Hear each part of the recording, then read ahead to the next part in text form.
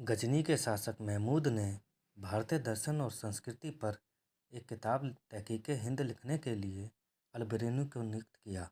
अल-बिरूनी इस समय का प्रसिद्ध विद्वान, दार्शनिक, लेखक और इतिहासकार था। अल-बिरूनी ने तत्कालीन राजपूत शासन वाले क्षेत्रों कश्मीर, सिंध, मालवा और कन्नौज का वर्णन किया।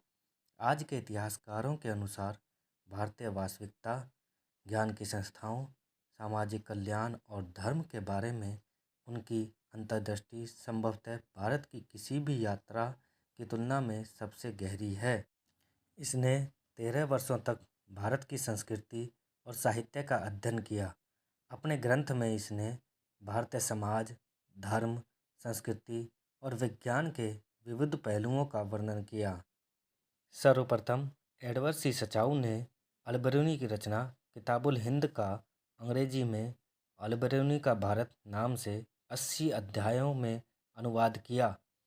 इसमें उन्होंने अल-बिरूनी द्वारा वर्णित भारतीय सभ्यता और ज्ञान परंपरा के अनेक महत्वपूर्ण पक्षों को व्यवस्थित रूप से प्रस्तुत किया है।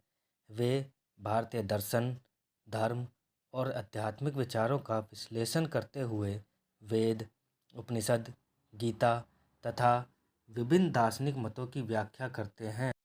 साथ ही सामाजिक संरचना, विशेषतः वर्ण व्यवस्था, जीवन पद्धति और रीति रिवाजों का भी वर्णन करते हैं। इसके अतिरिक्त उन्होंने ज्योतिष, गणित, खगोलशास्त्र और कालगणना की भारतीय परंपरा का वैज्ञानिक अध्ययन किया है, जिसमें विभिन्न युगों, संवतों और समय निर्धारण की जटिल प्रणालियों का उल्लेख मिलता है।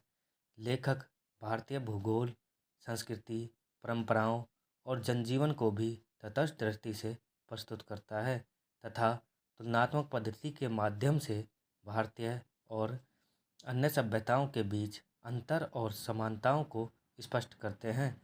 समग्र रूप से इस कृति में भारतीय समाज और ज्ञान की बहुआयामी संरचना को निष्पक्ष, तार्किक और शोधपरक ढंग से प्रस्तुत किया गया है।